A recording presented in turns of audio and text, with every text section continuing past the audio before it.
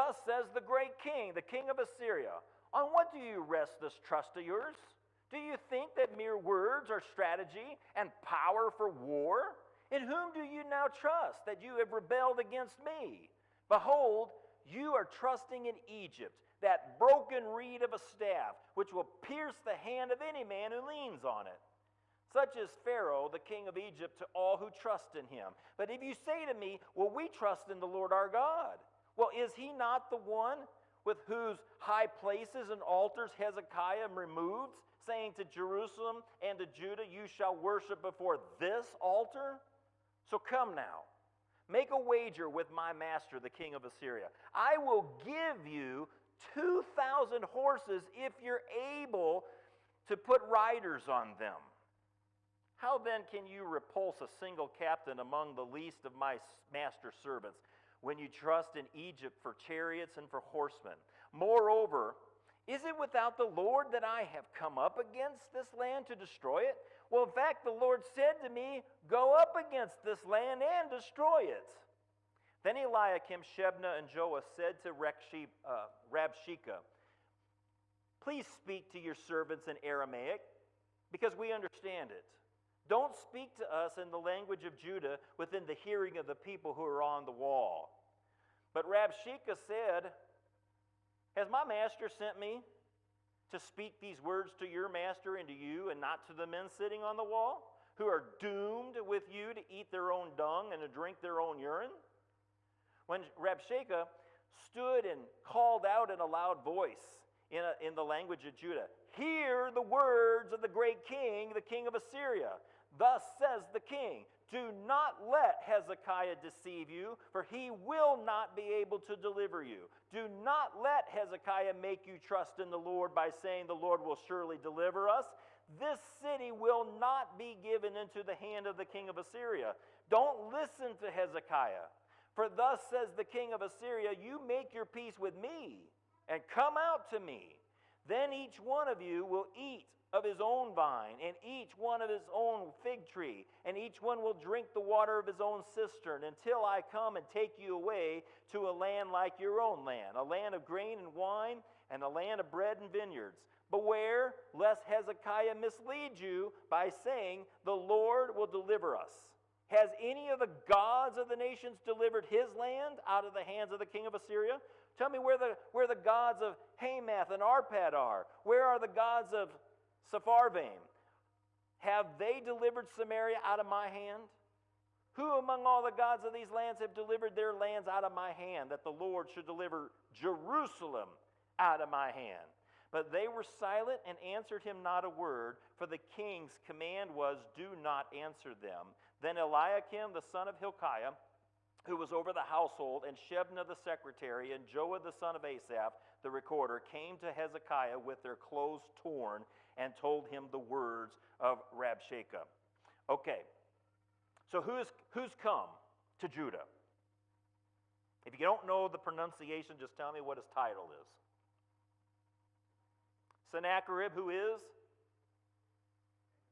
the king of Assyria, he's sending his messenger. Rabshakeh is his messenger. He is his diplomat. When he speaks, he is speaking for the king.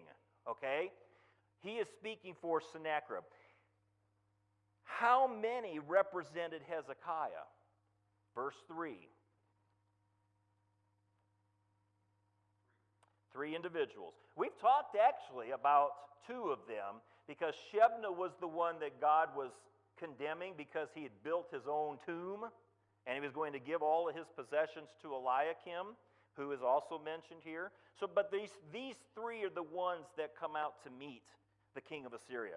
And what is the message? Take a look at verse 5. What's their message? Don't just read it word for word, but what does it mean?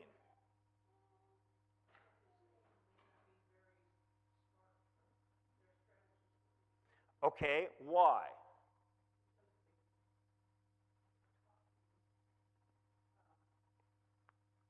Well, look at the verse, and who are they attacking? What are they attacking? They are attacking God, but they don't know that. They're looking at Hezekiah. And what specifically about Hezekiah? Look at what it says there in verse 5. What do you use strategy and power of war for? Military might. Your military. In other words, are you trusting in your power, your strategy with your military to come meet us? Your little bitty land. What kind of strategy could you put together that would match us? Isn't that the heart of the message? Okay? And thus, who is the leader of this military? Who's the leader of our military? The President of the United States. And so, like as Pete said, it's Hezekiah. So what is their message? Don't listen to your king. Stop listening to your king. He's leading you astray because you don't have the power to combat us. What's the next thing they attack? Look at verse 6. Yeah. He says, in essence, what he's saying is, if you trust in Pharaoh, it's like leaning on a stick that's going to break. Leaning on a stick that has no power to it to hold you up. A limb that has bend to it. That's what he's saying. So he's saying, you're putting all your trust in Egypt. They're not going to save you because they're a broken reed of a staff. They're going to pierce your hand if you try to even lean on it. What?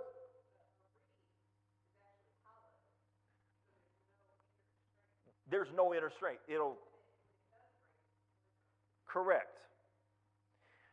What's the next thing they attack? Verse 7. Okay, this is where they openly attack the God of Hezekiah and the God of the people of Judah. What do they get wrong with what they say? Read it before Cal answers. Read it and tell me what's wrong with what they say about God.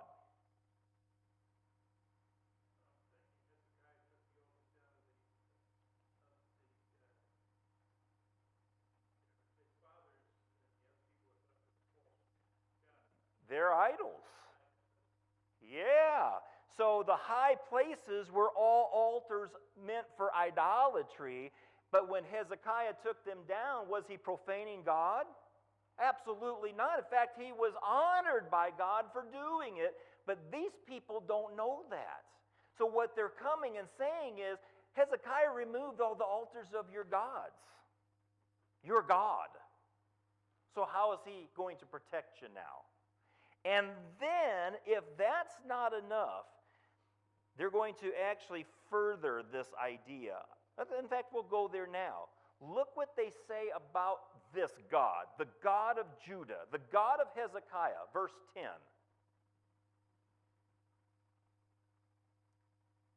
What do they say?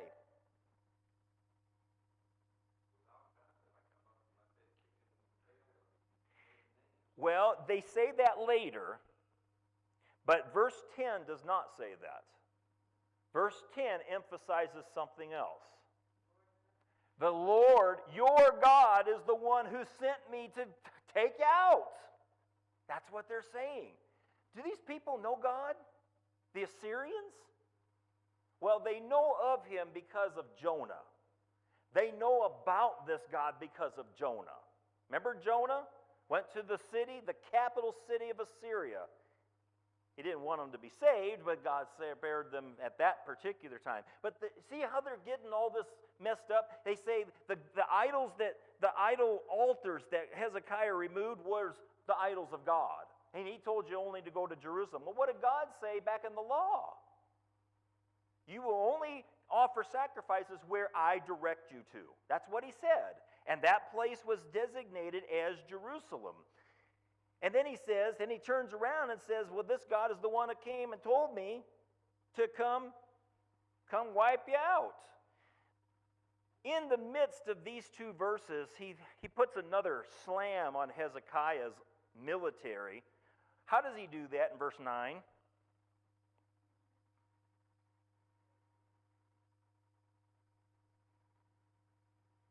Actually, it's verse 8. I'm sorry. Verse 8. How does he take another hit on Hezekiah's army? No, it's kind of a sarcastic way of saying, yeah, if we gave you the horses, you wouldn't even have enough guys to put on the horse. Doesn't that talk about the smallness of their size? And so what is Assyria thinking? These people are not going to be very hard to wipe out.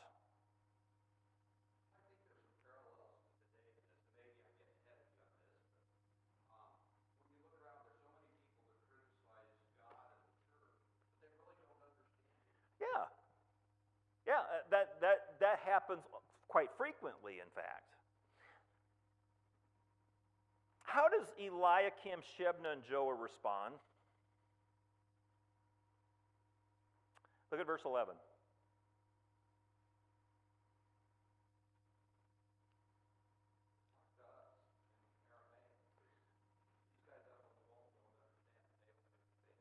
Why would they say that?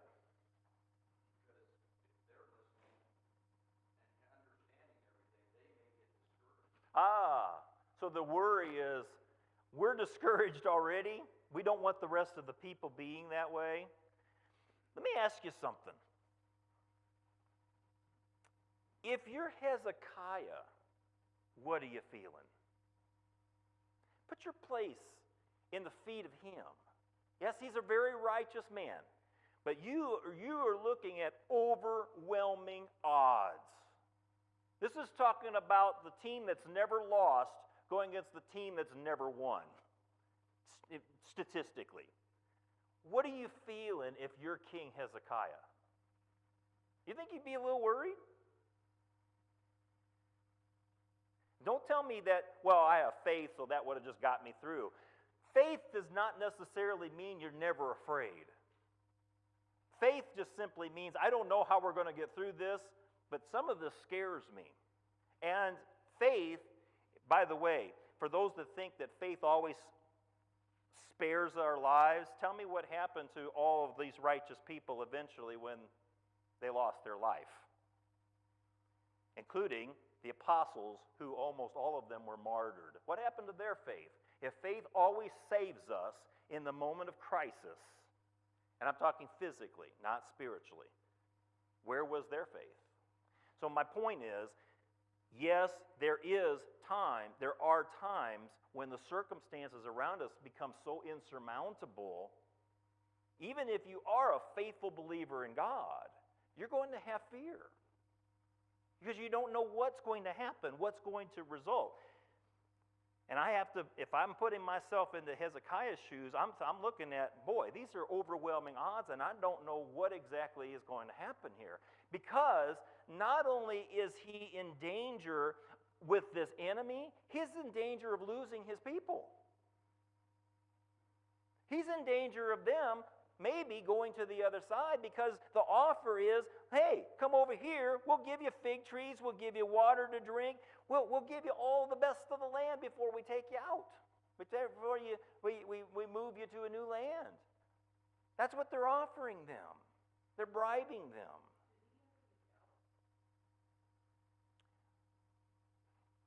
Well, let's hold on to that question, because we're going to read about his response in chapter 37. But I will say, I think there was. I think there was some. And I say that simply because doubt just simply means I don't know. I don't know what the outcome is going to be. That's what doubt is.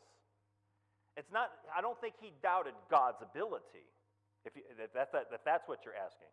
But yeah, I think there were some doubts because of the way he responds to God.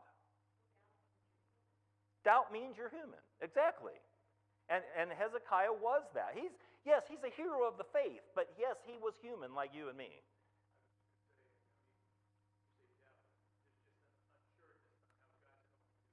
Correct. But in Hezekiah's position, at this point, he doesn't know if God is, because the promise has been they're going to captivity.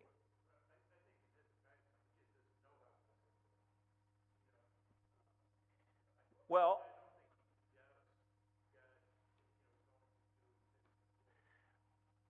again, but God has said they're going to captivity. That's what he said, that the salvation would come after judgment. And by the way, if you're the king of the land, guess what's going to happen to you once they come into your land?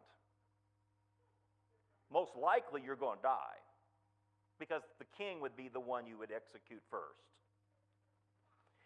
Okay, let's get back to where... So Judah is now given a choice. They're given a choice here.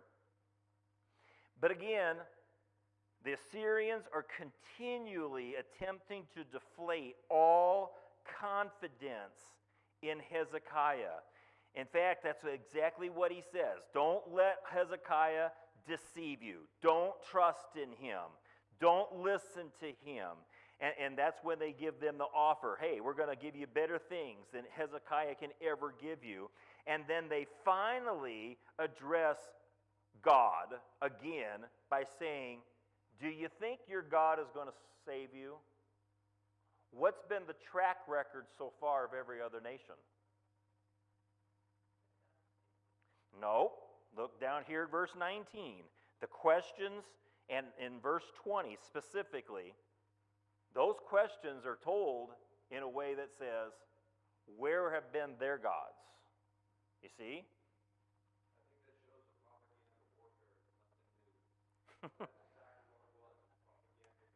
It was. How does Judah answer them? Verse 21. How do they answer? They don't, because they were commanded by Hezekiah not to respond. And secondly, what does verse 22 say about their emotional state?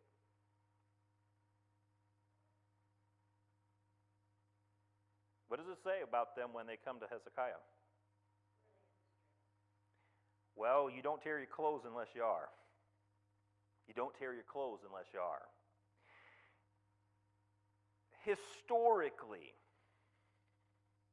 Assyria has already come and removed their brothers, Israel, out of their lands. And the reality is, Judah is the smallest of nations.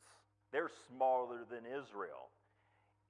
Realistically, there's no way they could stand up to this superpower. There's just no way. Captivity's already been promised by God through Isaiah, which we've read.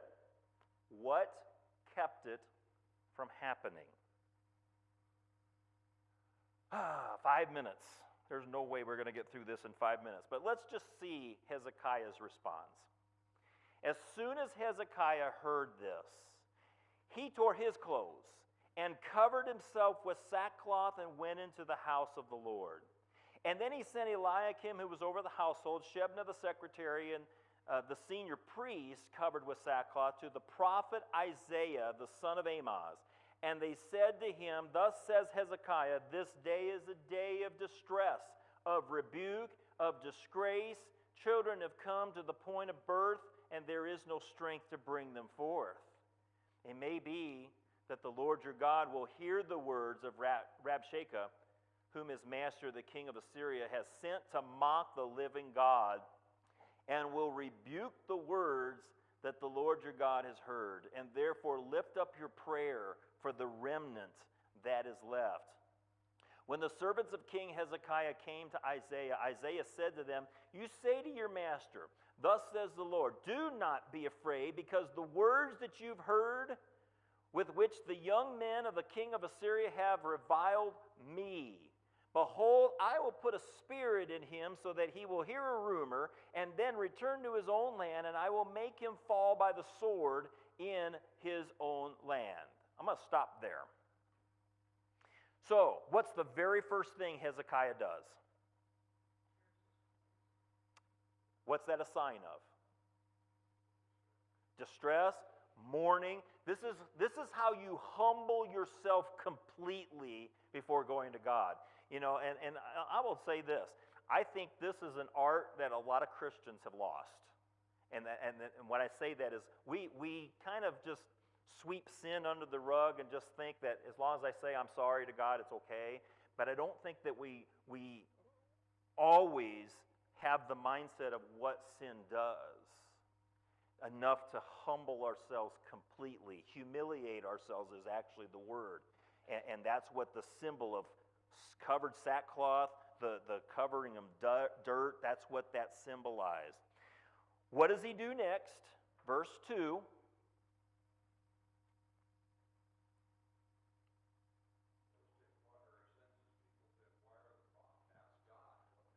Okay, so the prophet would be to Hezekiah. I mean, it wasn't that Hezekiah couldn't talk to God himself, right? But he knew with Isaiah there would be an answer because he was the prophet that spoke for God. Why did he send for Isaiah? Look at verses 3 and 4.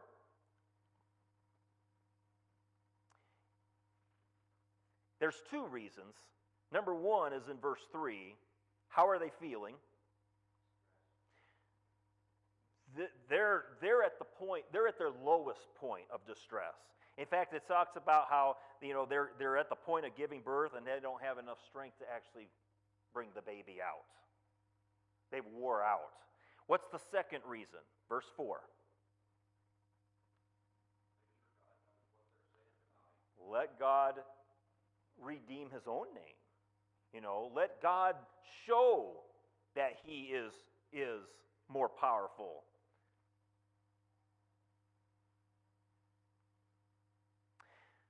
He says, what's Isaiah's response to Hezekiah? Don't be afraid. Who in their right mind tells a people at their lowest point not to be afraid? Could you do it? You're at death's door, and you're not sure what's going to happen. You're worried. And I come in and say, oh, don't worry, God's got it. Does that give you much hope? He does tell them why. So God actually gives them a sign, doesn't he? He says there's a sign here. They're going to hear a rumor and they're going to leave. They're going to hear a rumor that there's war coming against their own land. That's a sign to the people of Judah. But before they go, actually it says then they returned. Rabshakeh returned in verse 8. And they actually, what they do again is they give one last warning to the people of Judah. And it begins with, this, we're determined to come fight against you. Verse 9, don't let God, the God whom you trust in, deceive you by promising that he's not going to give this land into our hands. Verse 10. Verse 11, have you not heard what all the kings of Assyria have been doing to all the lands? They're going and they've totally destroyed them, and their gods have not delivered them. So tell me this is the emphasis, what hope is there for you?